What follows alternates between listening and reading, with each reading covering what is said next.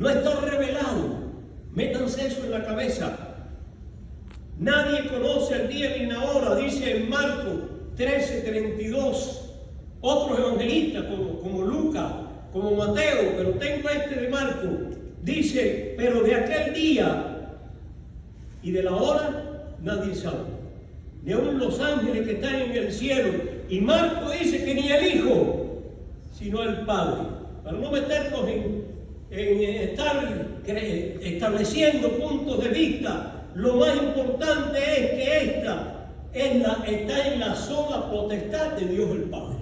Esta Trinidad trabaja en conjunto y siempre están en común acuerdo. La autoridad del día y la hora exacto está en las manos de Dios el Padre. Nadie lo sabe. ¿Cómo lo va a saber un hombre si Dios no lo ha revelado? Me dijo una vez un pastor X en algún lugar del mundo: ¿tú no crees que el Señor nos va a manifestar a nosotros cuándo será el rapto de la iglesia? Le dije, bueno, yo te remito la Biblia. ¿Qué dice la Biblia? No se sabe ni el día ni la hora, ni del rapto, ni de la segunda venida visible de Cristo. Así que tenemos que ir a la Biblia. Ni el Hijo está en la potestad del Padre. Es un día conocido de Dios, dice Zacarías 14, 6 al 7. Zacarías 14, del 6 al 7. Y acontecerá que en ese día no habrá luz clara ni oscura. Wow, un día diferente a todos los días que ha tenido este planeta Tierra desde su creación. Será un día, dice en el verso 7, el cual es conocido de Jehová. Wow, es conocido de los hombres, hermanos, que no será ni día ni noche, pero al caer de la tarde habrá luz. Qué bueno es que nosotros hurguemos, escudriñemos, como dice Juan 5:39, la Biblia para no ser confundidos y alertar a otros. Sí, es un día conocido de Dios. Debemos tener presente Hechos 1:7. Cuando Jesús estaba en el monte de los Olivos, en las afueras de Jerusalén, dando sus últimas orientaciones, la gran comisión que le dio a los discípulos que realmente nos han legado los escritos sagrados.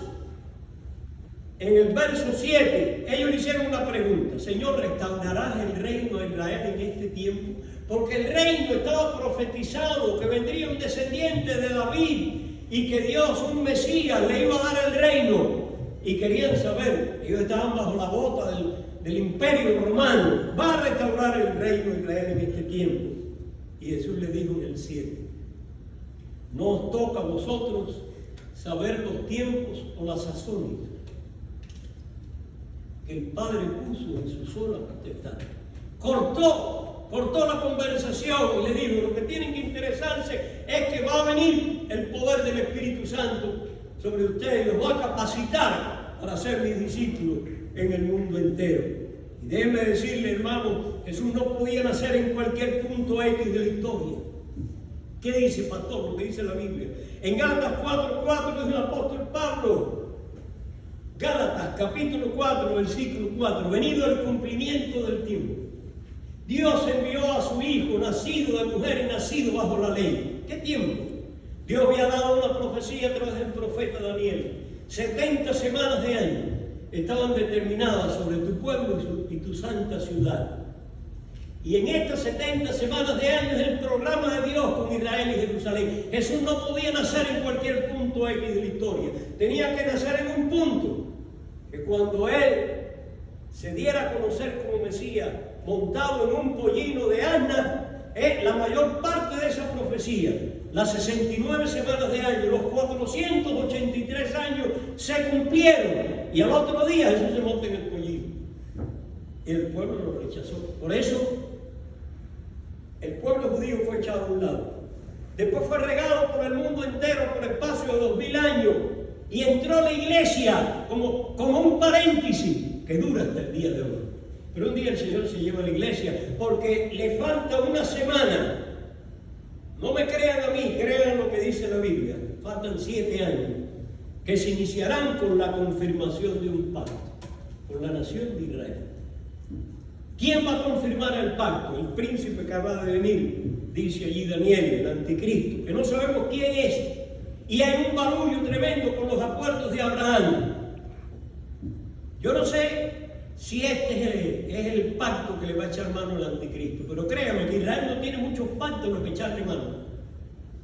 No llega a 80 años, 70 y pico de años de organizada y fundada, pero pudiera ser este el elemento que cuando llegue el cumplimiento de la profecía se le eche mano. Y la iglesia no estuvo las 69 semanas de año, en los 483 años, porque es el programa de Dios con Israel y Jerusalén, y no va a estar en la última. Por eso el Señor la evacúa, se la lleva del planeta, como dice el apóstol Pablo en 1 Corintios 50, 15, 51 y 52, en un abrir y cerrar de ojos. Cosas tremendas que están en la Biblia y que pudieran estar al doblar de la esquina, mis amados hermanos. La segunda cosa que les recuerdo sobre la venida del Señor es que abarcará un periodo de tiempo determinado. El Señor le llamó una generación. Allí en Marcos 13:30 también menciona esto Lucas y lo menciona Mateo. Dice en el 30, de cierto digo que no pasará esta generación hasta que todo esto acontezca. Y aquí algunos han dicho, y yo me sumo, hay dos generaciones. Una fue la de Jesús. La generación de Jesús no pasó sin que se cumplieran muchas de las cosas que él dijo. La destrucción del templo por los romanos en el año 70, no quedó piedra sobre piedra. Y ahí está el muro de los lamentos, como un testigo mudo para las generaciones futuras de que allí sí hubo un templo, porque han dicho que ahí hubo un templo. Sí, allí hubo un templo. Y un día se va a construir el tercer templo. Eso no te toca a ti ni a mí, porque Jesús, cuando venga, va a estar ese templo funcionando. El anticristo, dice Pablo en 2 a los Tesalonicenses, capítulo 2, que se mete en el templo de Dios, haciéndose pasar por Dios. En Mateo 24:15, indudablemente que el evangelista habla de que Jesús habló que cuando viniera la abominación desoladora, que dicha por el profeta Daniel, metida en el lugar donde no debía estar, ¿qué abominación en el templo? Si no hay templo, tendrá que construirse. Entonces la otra generación es la que ve surgir a Israel como nación. Créanme, Israel es la super señal de Dios. La super señal de Dios. Nació en un día, como dice Isaías 66:8. ¿Alguien ha visto cosas semejantes? ¿Se ha visto algo alguna vez así? ¿Se ha visto cosas semejantes? Pues en cuanto Sion estuvo de parto, dio a luz sus hijos.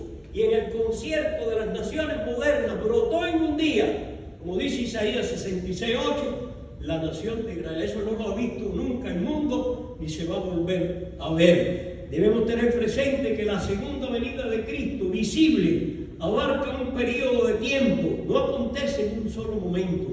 Aún la primera venida abarcó más de 30 años y en ella se incluyeron nacimiento de Jesús, milagroso, nacimiento original, ministerio público, se manifestó como Mesías, Zacarías 9:9, montado en un pollino, crucifixión, muerte, resurrección y ascensión. Todo eso ocurrió en un periodo de tiempo de un poco más de 30 años.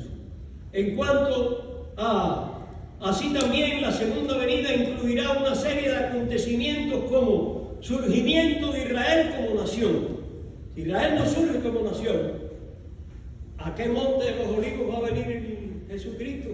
Y toda una serie de profecías que hay. Señales antes del fin están regadas por toda la Biblia, sobre todo en Mateo 24, Marcos 13 y Lucas 21. Guerras, rumores de guerra, peste. El rapto de la iglesia, se va del planeta, confirmación del pacto con la nación judía. Alguien va a confirmar un pacto.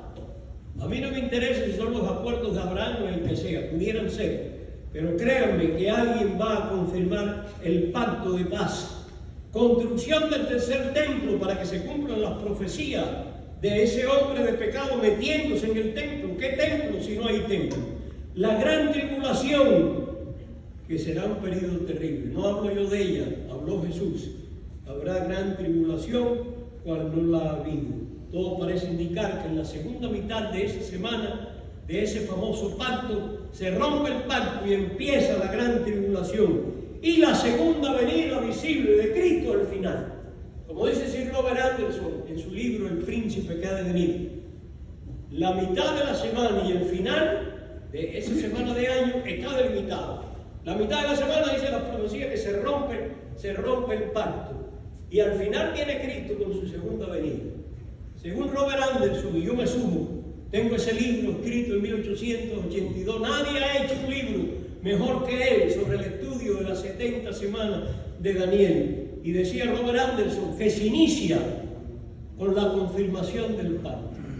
Así como las 69 semanas se iniciaron con el pacto de Ciro en tiempos de Esdras y Nehemías para que regresaran a Jerusalén. Sí, mis amados hermanos, lo otro que quiero recordarles es que las señales que ocurrirán en ese periodo llamado generación será el elemento de juicio que tendrá la iglesia y el pueblo de Dios. No esperen cosas sobrenaturales que Dios le va a revelar a un hombre. No, las cosas están reveladas en la Biblia, hay que buscarlas. Sí, las señales, por ejemplo, la enseñanza de la higuera en Marcos 13, 28 y 29, dice el evangelista lo siguiente: de la higuera aprended la palabra. Cuando ya su rama está tierna y brotan las hojas, sabéis que el verano está cerca. Así también vosotros, cuando vean que suceden estas cosas, conocéis que está cerca la puerta. Aquí tengo anotado Oseas 9, 10 y lo trasladé aquí a esta hojita. Oseas 9, 10. Se presenta en el Antiguo Testamento Israel como una higuera. Como uvas en el desierto, hallé a Israel. Como la fruta temprana de la higuera. También Jeremías habla de la higuera de Israel. En su principio. Vi a vuestros padres, ellos acudieron a los ídolos, a Baal peor y demás. Pero se compara a Israel con una higuera. La higuera brotó. Brotó el siglo pasado, el 14 de mayo de 1948, y vino para quedarse. Y vino para quedarse. Por eso hay que mirar lo que pasa en el Medio Oriente y sobre todo en Israel. Porque hay grandes profecías que van a tener cumplimiento literal. No me lo crea a mí, crea lo que dice la Biblia. Sí, también las señales que se habla en Mateo 24, 7, 8, Marcos y Lucas: guerras, rumores de guerra, pestes, hambres, terremotos, una gran apostasía que va cabalgando y que tiene su máxima expresión en la semana 70 de Daniel. Primera Timoteo 4:1 dice Pablo: también debes saber esto, que en los postreros días vendrán tiempos peligrosos, y por ahí comienza a hablar. Sí, hay muchos pasajes que hablan de esa apostasía. Israel regresaría a su tierra. Isaías 11, del 11 al 12. Este es un pasaje tremendo. Asimismo acontecerá en aquel tiempo. Isaías escribió 700 años antes de Cristo. Hace más de 2500 años que escribió. Asimismo acontecerá en aquel tiempo que Jehová alzará otra vez su mano para recobrar el remanente de su pueblo, que aún queda en Asiria, Egipto, Patros, Etiopía, Elán, Sinar y Amad, y en las costas del mar, donde estén metidos. Y levantará pendón, Jehová levantará pendón a las naciones, y juntará los desterrados de Israel, y reunirá los esparcidos de Judá, de los cuatro confines de la tierra. Esto no lo digo yo, lo dijo Dios. Y se cae el cielo y la tierra, pero dijo el Señor que la palabra de Dios no va a pasar. Sí, tú y yo no sabemos dónde están los judíos regados. Acuérdense que eran dos, o sea, hubo una división del pueblo y todos fueron regados por el mundo. Lo que sí puedo decir es que siguen llegando. Busquen en Google y pregunten: judíos que están llegando a Israel, y se va a enterar. Siguen llegando. Las condiciones se dan para que sigan saliendo de todas partes de la tierra. Qué cosa tan tremenda, amados hermanos. Sí, una nación en un día, Isaías 66, 8. Y yo me asombro que en este libro, Isaías 66, 8. Parirá la tierra de un día, nacerá una nación de una vez. En cuanto Sion estuvo de parto, dio a luz sus hijos. Y en el concierto de las naciones modernas, brotó un día el moderno Estado de Israel, como dijo Dios. Y yo de verdad que me erizo cada vez que me meto en estos temas de las profecías de la Biblia, no lo que dice cualquier personaje. Israel regresaría, como en los días de Noé y de Lot. Esa es otra señal que dio Jesús mismo, no la dio Pablo ni nadie, como en los días de Noé. ¿Qué pasaba en los días de Noé? Vaya para Génesis 5, 6 y 7. Los días antes del diluvio, la tierra llena de violencia, y cada carne había corrompido su camino, su conducta. Y también dice que los hombres comenzaron a multiplicarse sobre la faz de la tierra. Hubo especie de una explosión demográfica, si se multiplicaron. Así está el mundo hoy. Está como en los días de Noé, como en los días de Lot. No tengo que hablar mucho de esto. Toda esta locura de la ideología de género, de enseñarle a los niños y a las niñas a masturbarse, de enseñarle a los niños y a las niñas que ellos pueden cambiar su sexo. Y toda esta locura se ha institucionalizado la unión como un matrimonio entre parejas de un mismo sexo. Eso era la tragedia. Se está llegando más lejos que los días de Lot. Y estas son señales que tenemos.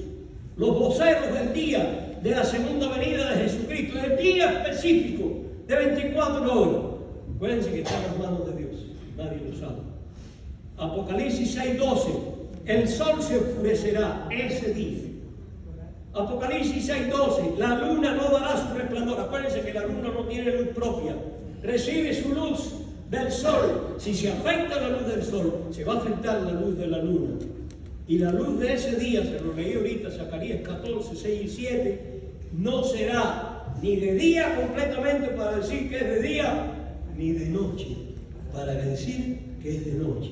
Es un día el cual es conocido de Jehová. Algo más que va a ocurrir ese día. Desvanecimiento del cielo, Apocalipsis 6, 14, y un terremoto, Apocalipsis 6, 12. Dice, un terremoto, dice el escritor sagrado, tan grande como nunca lo ha oído en el mundo. Una sacudida del planeta Tierra, global. Eso va a ser el día que Jesucristo venga por segunda vez a la tierra, en medio de la llamada guerra de Armagedón, que no voy a meter ahí. Y todo por el conflicto del Medio Oriente y de Israel. Y el Señor viene. Desvanecimiento del cielo. Dice Juan que se enrolló como un pergamino que se enrolla. Hermano, cuando ustedes me oyen hablar de estas cosas a mí, algunos dirán, este está hablando de ciencia ficción, pero la realidad supera la ficción. Cuando Jesús murió, dicen los evangelistas, eso está registrado, no hay tiempo para meterse ahí y buscar los pasajes, la tierra tembló y hubo un oscurecimiento parcial del día. Está registrado en los diferentes evangelistas. Eso mismo que ocurrirá, pero a escala global y planetaria. El temblor no será local, será mundial.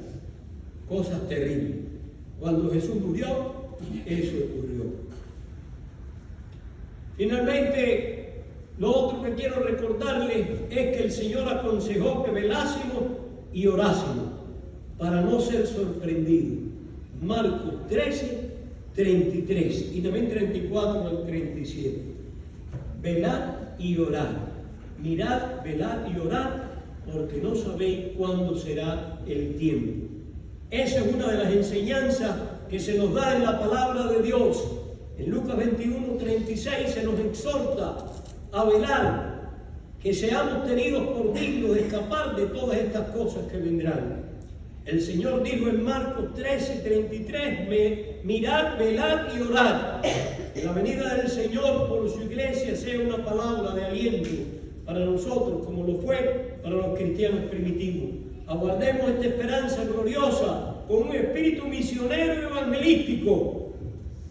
Y si alguien no ha entregado su vida a Jesús, yo creo que este es un buen momento para que le hable a su corazón y le diga, Señor, es verdad que estamos mirando tantas cosas, prepárame, ayúdame a ser un hijo o una hija tuya, y que Jesús sea mi Señor y mi Salvador.